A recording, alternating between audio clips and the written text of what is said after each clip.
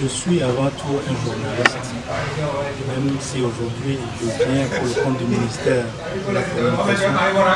Je réponds à la formation d'abord en tant que journaliste parce que cette formation peut plus tard me servir à moi aussi. Et l'activité même intéresse le ministère, d'autant plus que le ministre a désigné son conseil technique pour venir y participer. Cela veut dire qu'au ministère, nous voyons cette formation sous deux tableaux. D'abord parce qu'au niveau du secteur de la communication, il y a eu des changements, il y a des changements en cours. Et tout récemment, le code de la presse et de la communication est rentré pleinement en vigueur, demandant à tous les organes de presse d'hier de se transformer en société de presse. Ce qui veut dire que, dans un premier temps, la notion de RSE intéresse d'abord les journalistes en tant que qui ont des entreprises de presse et qui doivent implémenter vraiment cette RSE au sein de leur entreprise. Et sous le deuxième tableau, la RSE intéresse les journalistes d'autant plus qu'ils sont embarqués parfois dans des inaugurations, dans des activités des entreprises où l'intérêt ou les idées qui se cachent derrière, ils ne les maîtrisent pas. Donc la bonne connaissance du sujet qui nous intéresse aujourd'hui peut aider les journalistes à mieux rendre leur copie afin d'informer judicieusement les populations par rapport aux valeurs que véhiculent les entreprises implantées chez nous. Le métier de journaliste nécessite de disposer de compétences transversales. Au-delà des fondamentaux, la diversité des sujets et les nombreuses circonstances auxquelles ils se rapportent impose une assez large registre de compétences. En plus d'être habile en orthographe, grammaire, conjugaison et syntaxe, les différentes approches dans le traitement des sujets dépendent d'une parfaite connaissance du domaine auquel le sujet se rapporte. Pendant longtemps, la presse a vécu dans une certaine légèreté. Aujourd'hui, on parle d'entreprise de presse. Donc, nos confrères devraient avoir une idée sur la responsabilité sociétale d'une entreprise. Je l'ai dit tantôt. Et je crois savoir qu'avec ce concept, que les patrons de presse puissent gérer au mieux leur personnel. Il faut que la loi qui régente la gestion d'une entreprise soit respectée. Votre formation leur permet maintenant de pouvoir avoir un regard dans ce que les entreprises font. Il leur revient de pouvoir, à travers leurs émissions, caméras, leurs micros, leurs plumes, d'informer, d'éduquer, de sensibiliser les hommes d'affaires, les promoteurs d'entreprises sur ce que c'est que la RSE. Voyez-vous? Et c'est pour ça même que j'ai salué la formation. Parce que les journalistes, ce sont eux qui apportent l'information, ce sont eux qui livrent l'information, ce sont eux qui éduquent. Ils éduquent, ils informent.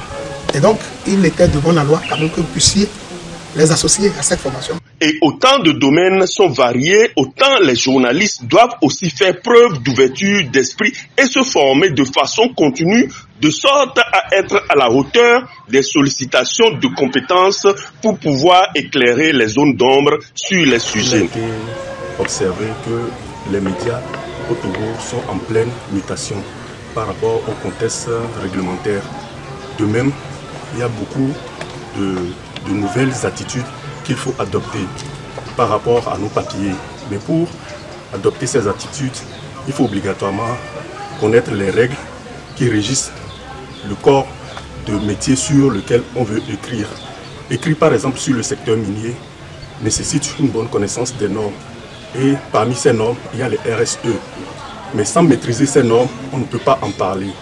C'est pour cette raison que nous avons jugé bon de former les journalistes à la connaissance de ces règles et qu'enfin, les journalistes, pour se prononcer sur un sujet, puissent se servir des contenus, des tests qui réglementent le secteur et parler en fonction de dans le prisme de ces tests. L'atelier de formation des acteurs, des hommes et femmes de médias au Togo sur les enjeux en matière de RSE, de droits humains, de protection de l'environnement et sur le devoir de vigilance qui s'est déroulé ce 29 avril 2023 à la Maison des Arts et Médias. siège de la Fédération internationale des journalistes, écrivains, éditeurs francophones, s'inscrit dans le cadre du projet Devoir de vigilance initié à l'endroit des acteurs de la société civile simultanément mis en œuvre au Sénégal, au Togo et au Bénin. L'objectif de cette formation s'inscrit dans le cadre d'un projet dénommé le projet Devoir de vigilance, qui vise à doter les capacités de la société civile du Togo, du Bénin et du Sénégal pour faire respecter par les entreprises les droits humains et le droit de l'environnement et permettre la mise en place de politiques publiques plus protectrices. Donc nous sommes rentrés dans la phase 2 de ce projet et l'activité avec les hommes et femmes de médias du Togo vise à former et sensibiliser ces derniers sur les enjeux de RSE dans un premier temps et également de renforcer leurs capacités sur les atteintes aux droits humains et à l'environnement par les entreprises.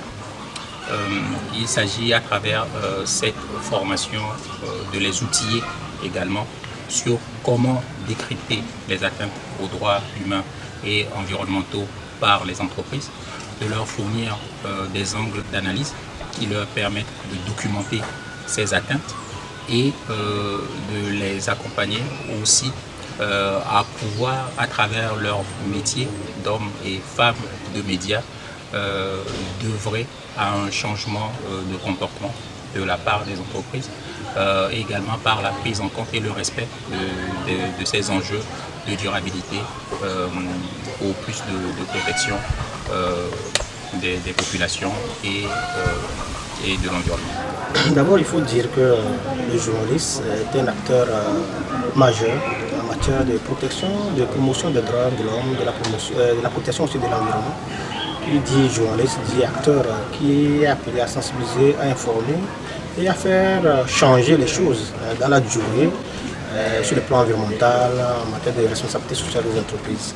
Pour nous, en tant que formateurs, il était aussi pertinent de pouvoir identifier les aspects qui permettent de renforcer les capacités des journalistes pour qu'ils puissent améliorer leur travail en termes d'information, de collecte d'informations. Et c'est pour cette raison que nous avons été sollicités pour dispenser cette formation sur la documentation des cas de violation des droits de l'homme et des violations du droit à l'environnement. Et pourquoi cette formation? Parce que la collecte des données ou bien la documentation reste l'une des choses importantes en matière d'information. Qui dit journaliste veut dire, qui dit documentation, dit de rassembler, de collecter, de rechercher les informations avant de les diffuser.